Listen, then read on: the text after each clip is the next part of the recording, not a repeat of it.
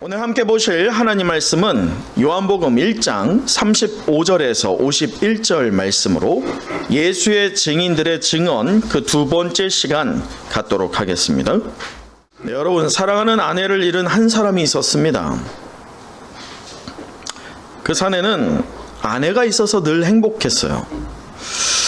그런데 그 행복함을 주었던 아내가 이제는 고인이 되고 나자 그 아내를 잃은 슬픔을 주체할 수가 없었다고 합니다.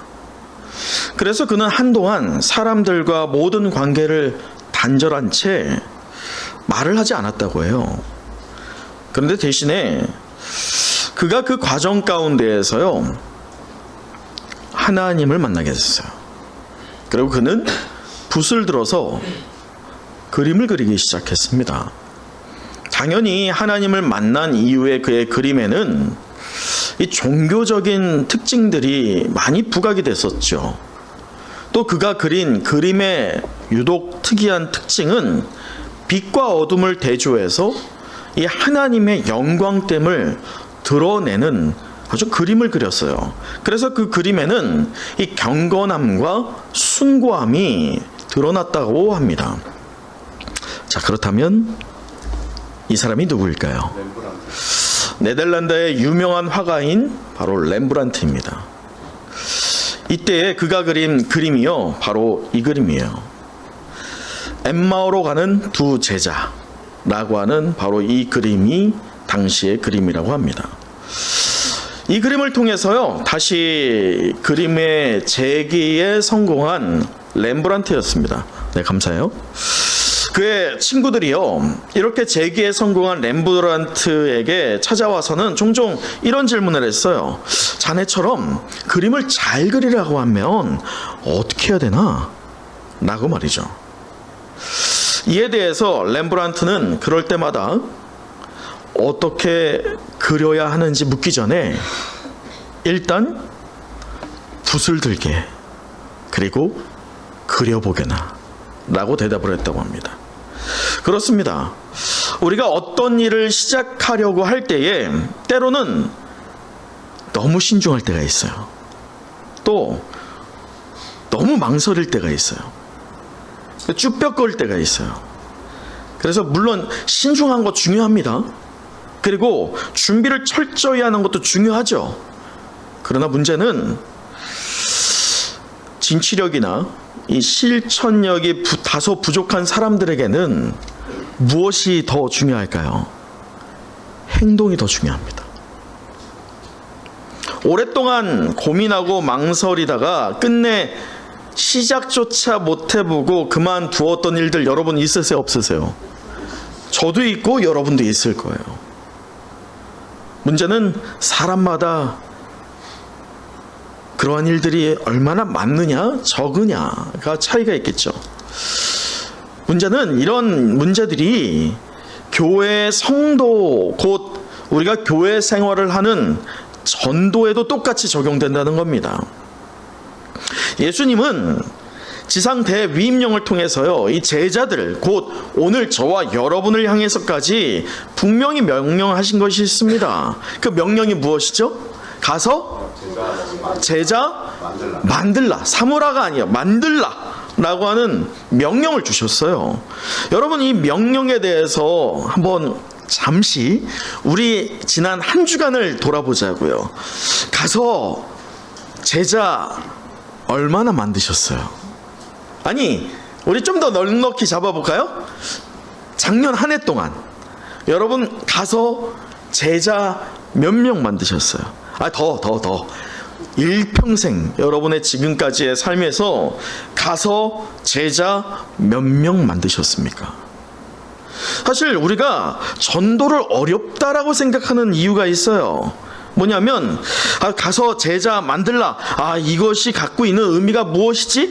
신학적으로 또는 뭐 어떤 이 부분에서의 역사적인 배경, 그것들을 연구하다가 정작 실천한 생각은 접어둬요. 그래서 어렵게만 느껴집니다. 근데 우리가 운전에 비유해 보면 돼요. 운전면허를 딴 사람이 이론적으로 운전할 수 있어요? 여러분, 우리에게는 전도 면허가 이미 주어졌을 줄 믿습니다. 아멘, 아멘. 우리가 예수를 그리스도라고 시인할 때 이미 성령이 우리 가운데 있어서 우리가 증거하는 것이 아니요, 우리 안에 역사하시고 내주하시는 성령께서 예수가 그리스도임을 우리의 말과 혀뿐이 아니라 우리의 행함과 진실함 가운데 삶의 영역에서 충분히 드러나게 하실 줄 믿습니다. 우리는 다만 도구가 되면 될 뿐이에요. 그렇게 전도의 면허증을 우리에게 이미 허용하여 주셨음에도 불구하고 이론적인 것으로 운전하려고 하니 앞으로 갈 수 있어요, 없어요? 못해요. 여러분, 초보를 탈출하려면 한 가지 방법밖에 없어요. 초보 운전에서 어떻게 탈출해야겠어요?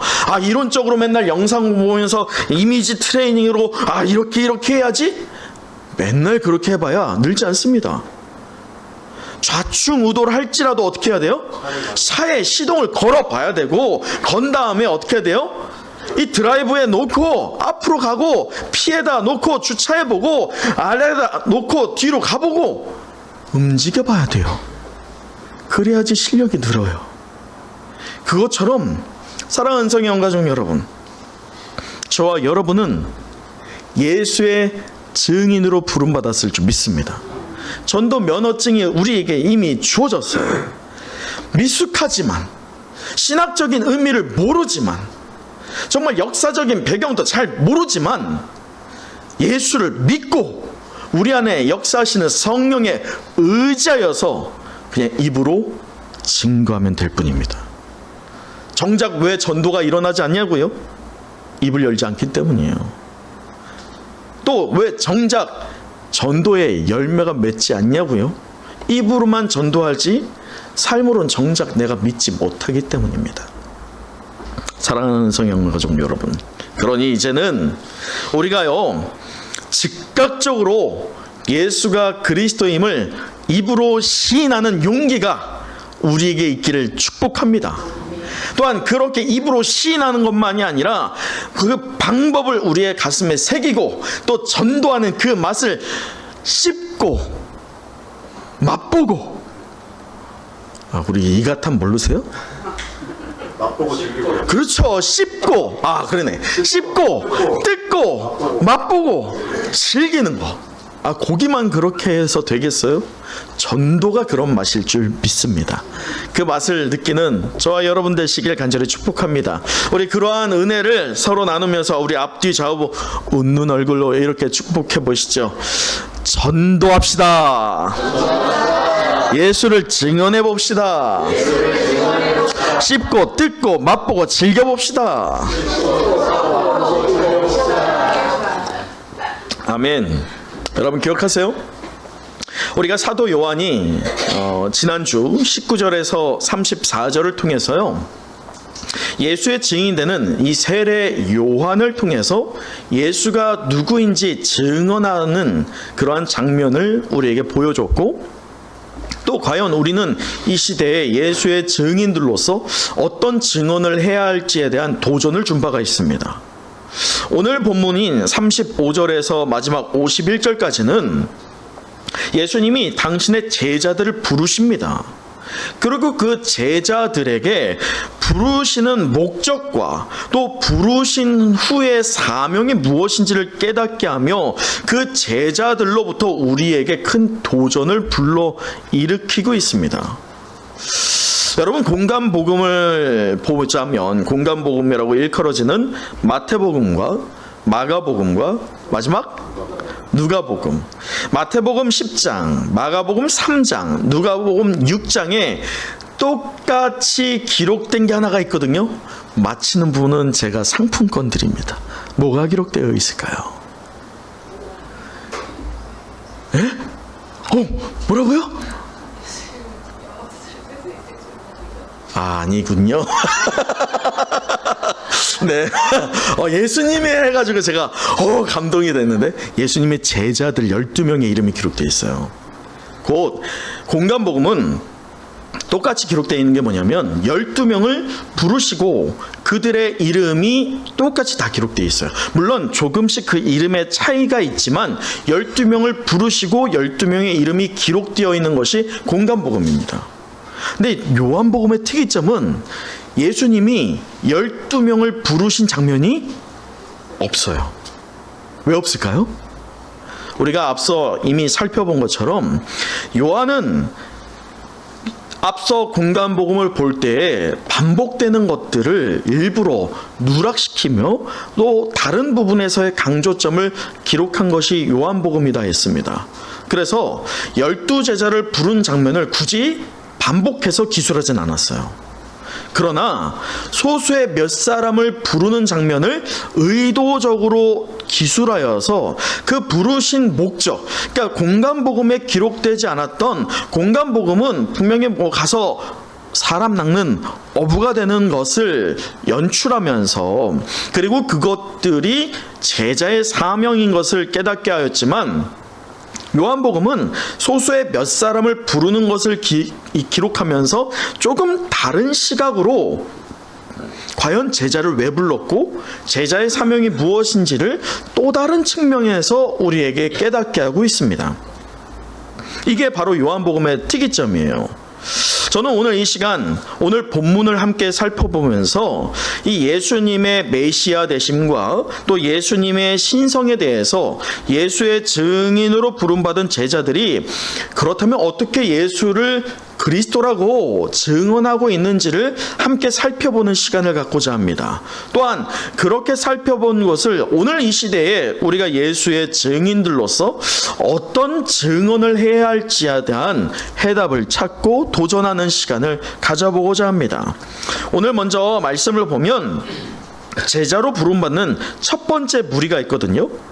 자, 우리 한번 35절 함께 읽어보도록 할까요? 35절이에요. 시작. 또 이튿날 요한이 제기 제자 중 두 사람과 함께 섰다가 특이하게도 예수님이 처음 부르는 제자 두 명이 나오지만 이 제자 두 명이 본래는 누구의 제자다?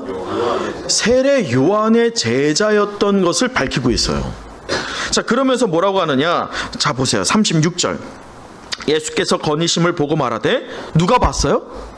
요한이요. 세례 요한이 보는 거예요. 세례 요한이 보고 보라 하나님의 어린 양이로다 라고 할 때 이 두 제자가 그의 말이 누구예요? 세례 요한, 자기의 스승의 그 고백을 듣고 그리고 뭐 하고 있어요? 예수를 따르고 있어요. 여러분, 세례 요한의 제자였다가 예수님의 제자가 된 몇 명? 두 명에 대해서 이 사도 요한은 의도적으로 기록합니다. 그럴 때 그 두 명이 과연 누구냐가 이제 문제죠. 그 첫 번째 사람은 오늘 본문에서 밝혀주고 있어요. 자, 40절 같이 한번 읽어보도록 할까요? 시작. 요한의 말을 듣고 예수를 따르는 두 사람 중에 하나는 시몬 베드로의 형제 안드레라. 공간복음을 보면 예수님이 누구를 먼저 부르는 것 같아요? 베드로를 먼저 부르는 것 같거든요. 근데 요한복음을 보면 아니에요. 베드로를 부를 때는 이 다음 사건입니다. 처음에 부를 때는 지금 누굴 부르고 있어요? 안드레를 부르는 거예요. 자, 첫 번째 인물은 밝혀졌습니다. 그렇다면 숨겨진 두 번째 인물에 대해서 한번 찾아보시죠. 있어요? 아니, 없어요.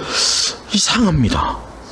이 두 번째 인물은 의도적으로 감춰진 것 같아요. 그러면 두 번째 인물이 누굴까를 우리는 궁금하지 않을 수가 없어요. 이것을 우리는 마가복음에서 힌트를 얻을 수 있어요. 자, 마가복음 우리 한번 찾아볼까요? 마가복음 14장 51절 함께 한번 찾아보시도록 하죠. 마가복음 14장 51절 다 찾으셨으면 할렐루야. 아멘. 우리 51절 함께 읽어보죠. 시작. 한 청년이 벗은 몸에 배 혼니부를 두르고 예수를 따라가다가 무리에게 잡히매. 네, 한 청년에 대해서 마가가 의도적으로 기록하거든요. 그의 이름이 기록되지 않아요. 그런데 이 마가가 그럼 누굴까요? 이 한 청년이 누구예요? 마가예요, 마가. 당시에 기술할 때 이 성경을 기술하는 이들은 온전히 누구를 조명하는 게 목적이었어요? 예수 그리스도예요. 그래서 저자임에도 불구하고 자기가 드러나는 것을 극히꺼리면서 겸손으로 낮춰서 자기의 이름을 발설하거나 드러내지 않았습니다. 그러니 마가복음에서 이 한 청년을 누구로 봐야 돼요? 그게 마가인 것처럼, 자, 요한복음으로 와서 우리 요한복음 오늘 본문에서 우리 13장 한번 볼까요? 요한복음 13장 23절. 요한복음 13장 23절을 보면 비슷한 방식으로 기록되어 있는 하나를 찾을 수 있습니다. 자, 13장 23절 찾으셨으면 할렐루야. 아멘. 자, 함께 읽어봅니다. 시작. 예수의 제자 중 하나 곧 그가 사랑하시는 자가 예수의 품에 의지하여 누웠는지 예수의 사랑하는 자, 예수의 품에 안긴 자, 그가 누굴까요? 그게 지금 요한이에요. 그러니 오늘 본문에서 세례 요한의 제자였다가 예수님의 제자가 된 이들 중에 하나가 안드레라고 한다면 나머지 하나는 사도 요한이에요. 그러니 잘 보세요. 1장 우리 1절부터 쭉 볼 때 이 사도 요한의 요한복음의 1장에서 사실 계속 반복적으로 등장하는 인물이 누구였냐면 세례 요한이었어요. 세례 요한을 이토록 잘 알고 기록할 수 있었던 이유가 이제 밝혀집니다. 그 이유가 무엇이에요? 그가 세례 요한의 제자였기 때문이에요.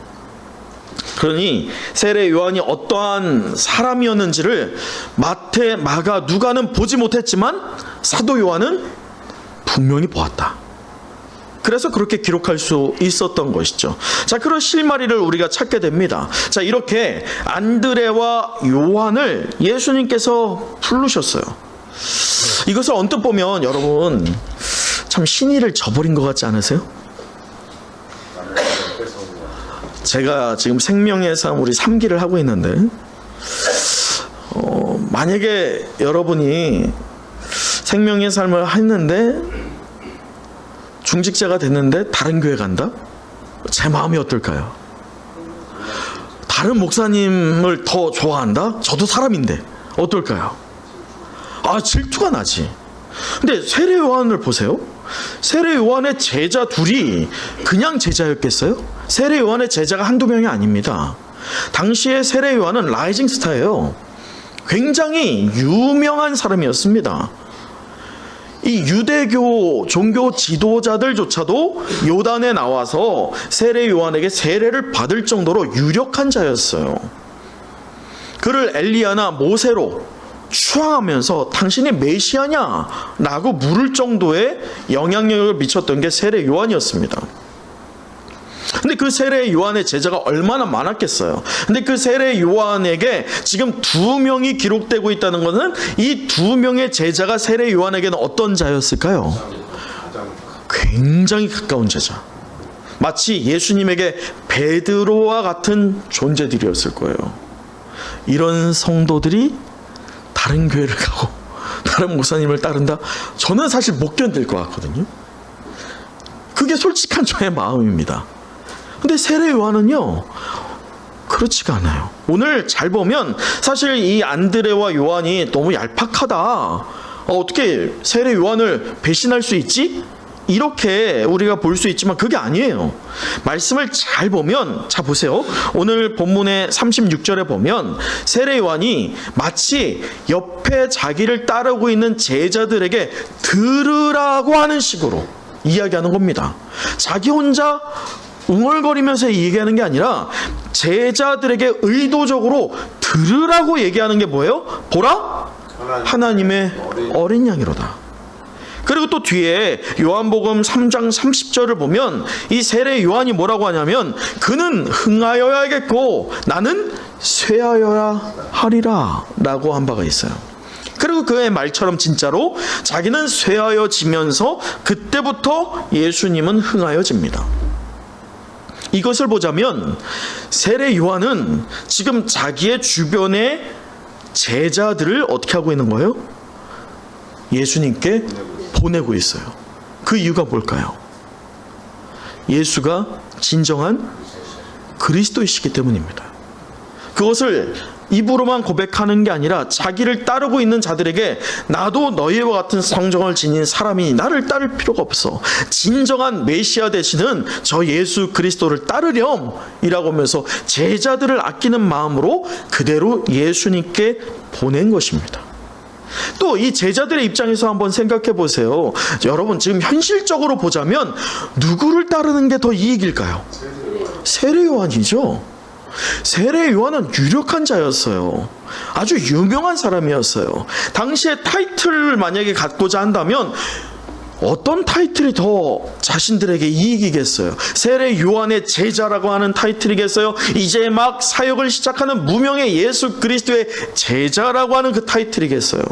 당연히 세례 요한의 제자라고 하는 그 타이틀이 훨씬 더 값졌을 것입니다.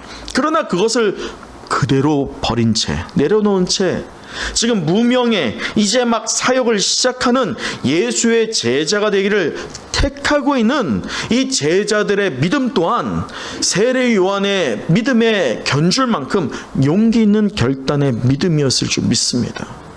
그래서 이 제자들의 믿음은 우리에게 어떻게 이럴 수 있지?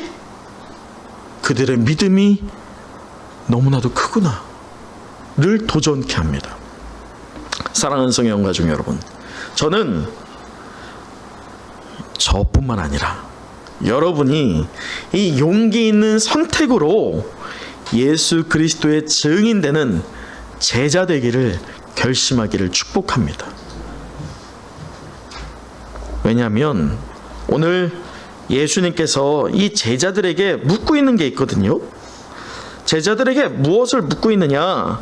자, 우리 38절 같이 한번 읽어보도록 할까요? 38절이에요. 시작. 예수께서 돌이켜 그 따르는 것을 보시고 물어 이르시되 무엇을 구하느냐 이르되 랍비여 어디 계시오니까 하니 여러분, 랍비는 짧은 질문이에요. 무엇을 구하느냐? 여러분, 이 질문이 정말 우리에게 너 뭐가 필요하니 내가 줄게, 마치 금도끼 은도끼 그러한 류의 비나이다 그것의 의미가 아닙니다. 짧은 질문이지만 여기에는 두 가지의 의미가 크게 담겨져 있어요. 예수님은 그 의도를 가지고 질문하는 겁니다. 첫째는 너 내가 누구인지 아니? 이거예요. 내가 누구인지를 알고 따르는 거니? 두 번째는 내게 무엇을 구하는 줄 생각하고 따르고 있느냐. 이 두 가지입니다. 여러분, 이것은 우리가 심사숙고해야 하는 아주 깊게 묵상해야 될 아주 중요한 질문이에요. 우리가 오늘 교회를 나와서 예배를 드릴 때 똑같이 이 질문을 우리에게 하시기 때문입니다. 무엇을 구하느냐? 곧 우리가 예수 그리스도가 누구인지 알기에 예배를 드리는 것이며, 또한 이 예배를 통해서 무엇을 얻기를 사모하기에 예수를 경배하고 있느냐, 우리에게 똑같이 질문을 하고 계시기 때문입니다. 여러분, 이 심오한 질문에 여러분 어떻게 답변하시겠어요? 오늘 안드레와 요한, 정말 큰 용기를 낸 결단으로 예수의 제자가 되기를 결단하여서 예수님을 따르고 있지만 실제 이 질문에 답하고 있습니까? 못하고 있어요. 이 질문이 뭐지? 여러 가지로 생각했을 거예요. 고민했을 거예요. 짧은 찰나이지만 어떤 답변을 하는 게 맞을까라고 하면서 주저하고, 또한 이 심오한 질문 앞에서 망설였을 거예요. 그렇게 망설이고 있고 주저하고 있는 그 제자들을 보면서 예수님이 혀를 차면서 너네들 어떻게 이거밖에 안 되니? 라고 하지 않으셨어요. 예수님은 그들을 포용하시면서 자, 뭐라고 하시느냐?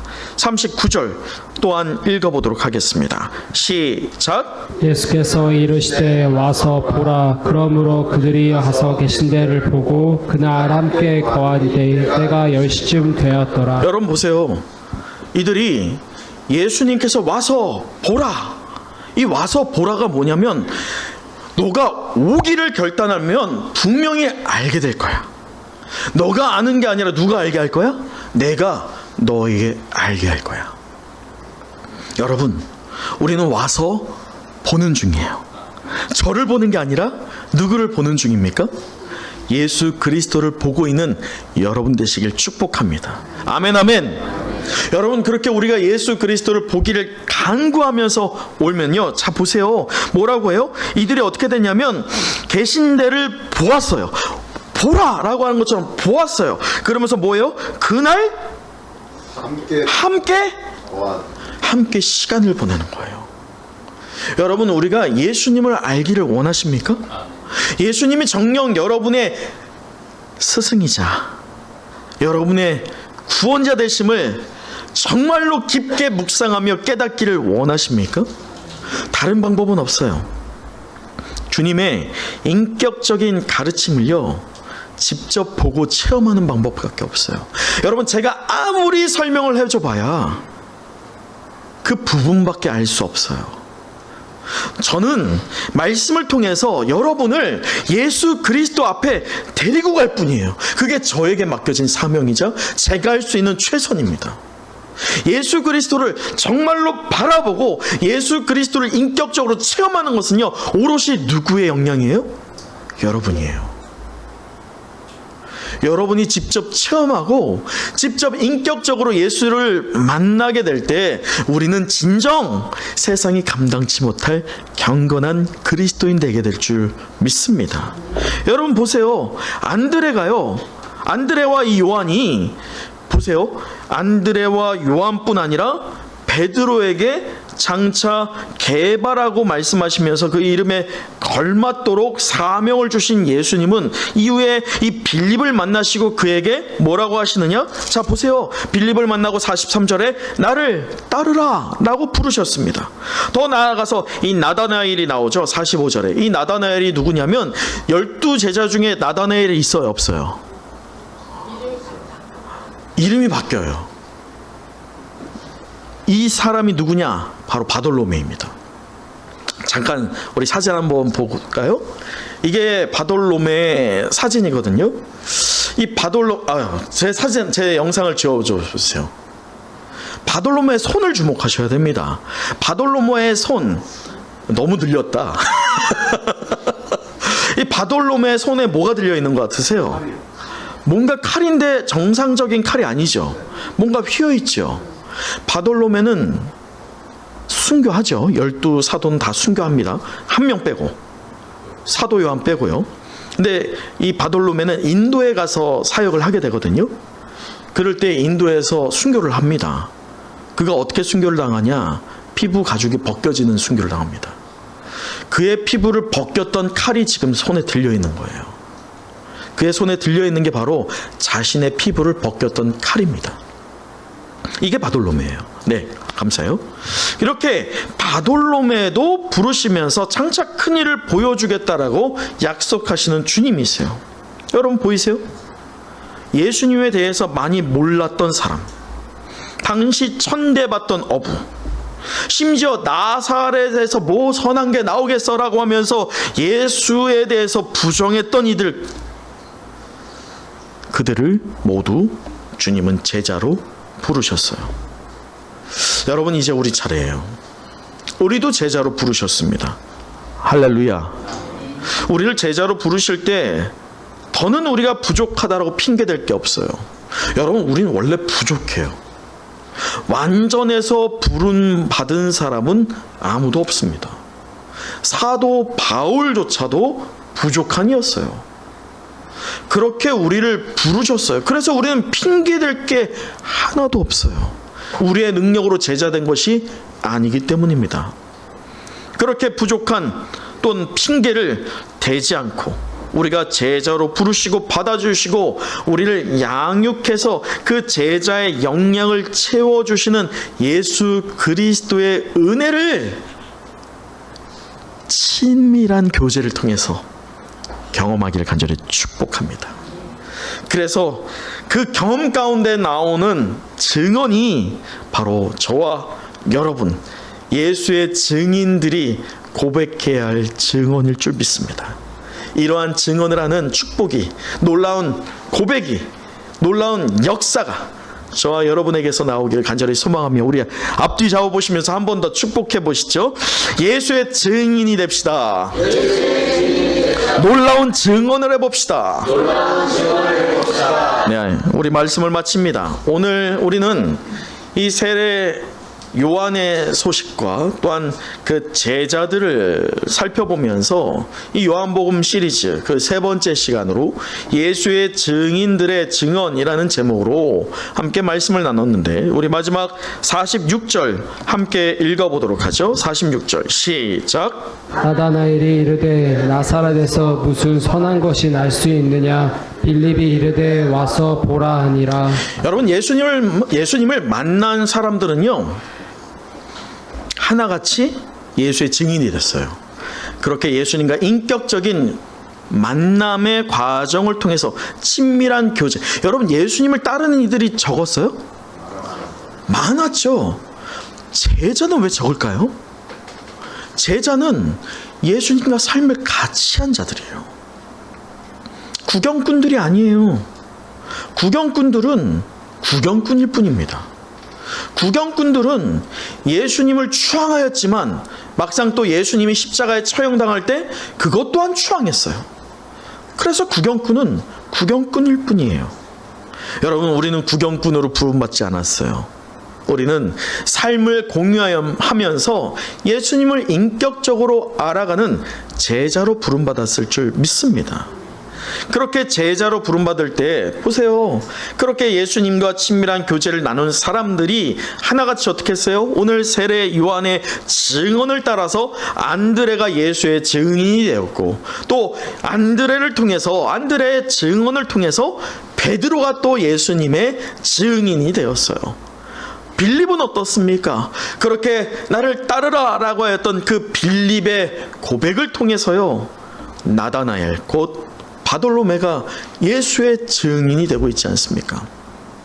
오늘 말씀을 종결하면서 우리는 오늘 이 예수의 증인들에게서 발견할 수 있는 몇 가지 특징을 함께 나누고자 합니다. 그 첫 번째 특징은 무엇이냐면, 이들은 주님의 인격과 그 사랑을 직접 체험했다는 거예요. 들은 것에서 안 것이 아니에요. 직접 체험했어요. 그리고 체험 가운데에서 복음이 무엇인지를 깨달아가는 과정이 있었어요. 이게 제자가 만들어지는 과정입니다. 그래서 제자는 삼아지는 게 아니에요. 시간이 필요하고 예수님과 관계를 통해서 그 관계를 중심으로 예수님에 대한 복음을 하나씩 깨우쳐가는 시간이 당연히 필요할 수밖에 없는 것이 제자입니다. 이처럼 우리도 뜨거운 경험 그리고 그에 따른 변화를 경험하기를 간절히 소망합니다. 그것이 바로 예수의 증인이기 때문입니다. 두 번째 공통점이 무엇이냐면, 주님을 만난 감동이 그들에게 있었거든요. 자, 보세요. 세례 요한이 그 감동을 누구에게 전했어요? 가장 측근에 따르고 있는 당신의 제자들에게 전했고, 안드레는 또 그 뜨거운 감정, 그 뜨거운 놀라운 역사를 누구에게 전했어요? 자기의 형제에게 전했고, 빌립 역시나 자기의 가장 친밀한 친구인 나다나엘에게 복음을 전수하지 않았어요? 여러분, 이것이 우리에게 어떤 도전을 줍니까? 분명히 주님을 만난 감동은요, 그냥 이 잔에 어느 정도 차 있는 거기에서 머물러 있지 않아요. 주님을 만난 기쁨과 감동이요, 어떻게 반응해야 되느냐? 차고 넘쳐 흘러야 돼요. 여러분, 분명한 건 내가 차지 않으면 절대로 옆에 사람에게 전도할 수 없어요. 내게 찼다라고 할 때도 그냥 찰랑찰랑 찬 정도로도 만족해서는 안 돼요. 그거는 자기의 구원만을 만족할 뿐입니다. 차고 넘치는 은혜가 여러분에게 있기를 간절히 축복합니다.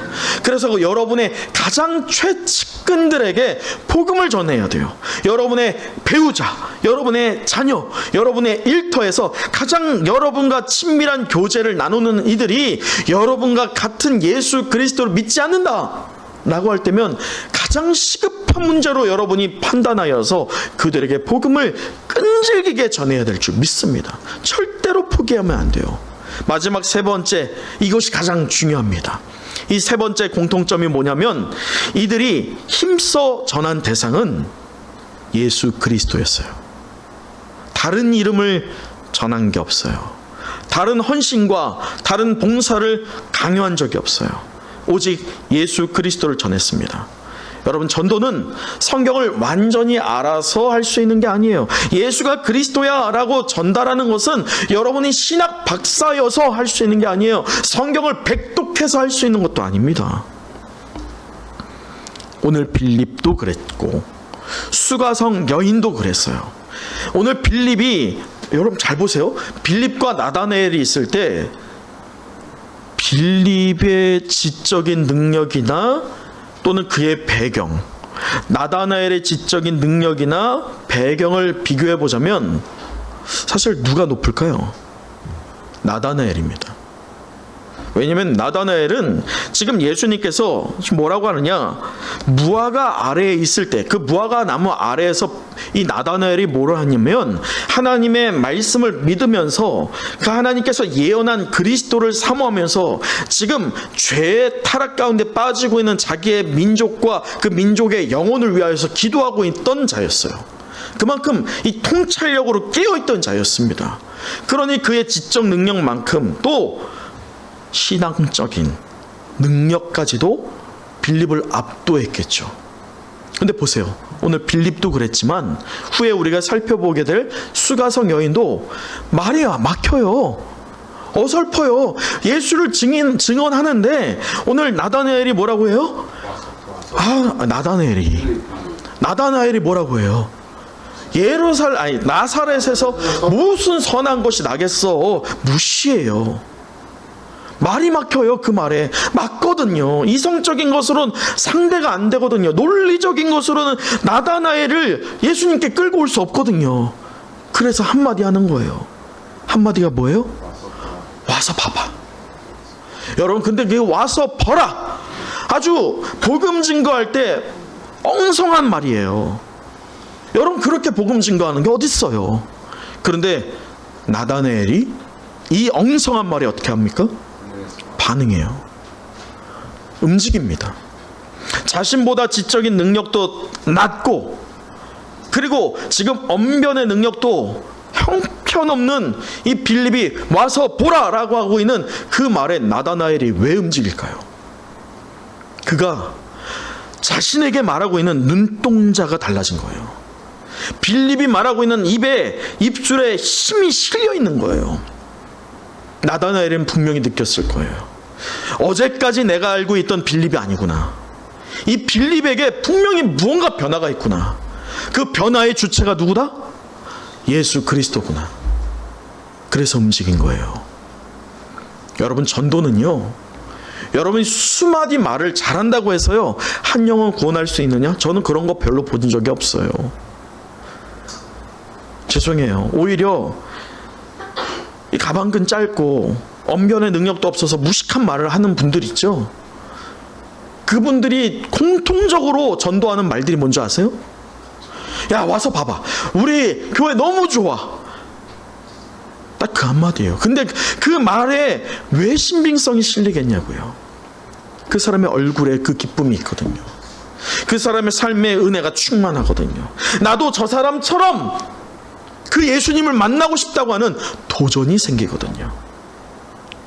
여러분, 우리 2025년 공동의 목표를 한번 세워봤으면 좋겠어요. 첫째는 매일 거울 보세요. 그리고 여러분 얼굴이 이거 지워야 돼요. 이거 있으면 안 돼요. 웃는 얼굴을 항상 하세요. 연습하세요. 그리고 연습하면서 거울 보면서 매일 묵상하세요. 이 얼굴이 예수님의 얼굴일 줄 믿습니다. 여러분의 얼굴이 찌그러져 있을 때 예수를 증거하잖아요. 누가 믿겠어요? 너나 믿으세요라고 하죠.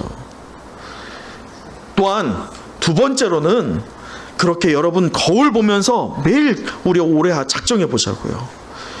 그리고 연습해 보세요. 예수님이 누구인지를. 그러려면 여러분 풍성의 은혜 누리셔야 돼요.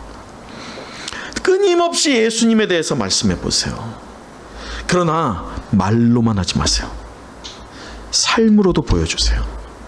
예수 그리스도를 만날 때에, 체험할 때에 얼마나 그 삶이 은혜가 넘치고 흘러넘치는 은혜가 내 주변에 미치게 되기를 사모하면서 그렇게 소망해 보세요. 그럴 때 세 번째, 우리 매 해년마다 추수감사주일 때 우리가 영혼 구원의 열매를 맺는 그런 시간을 갖습니다. 올해는 그냥 생각만 하고 기도만 하였던 것에서 끝나는 게 아니라 정말 그 실체되는 여러분이 영혼 구원해야 할 그 VIP가 여러분 손을 잡고 교회에 나오는 올 2025년 되길 축복합니다. 그렇게 결단하여 열매를 맺고 그 열매로 하나님께 칭찬받고 또 그렇게 증인을 통해서 증인이 만들어지는 아름다운 사역에 동참하는 우리 모든 은성의 영가족 되기를 간절히 축복합니다.